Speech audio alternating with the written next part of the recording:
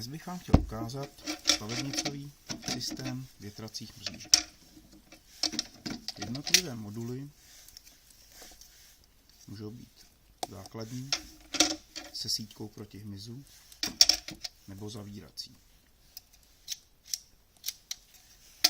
Rámečky potom má obvodové zápustné nebo povrchové.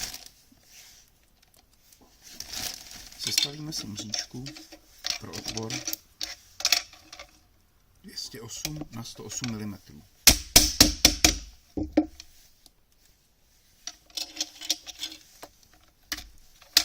Přidáme rámeček, v tomto případě zápustný. Tímto způsobem pak můžeme vytvářet mřížku v podstatě neomezených rozměrů, vždy však v modulu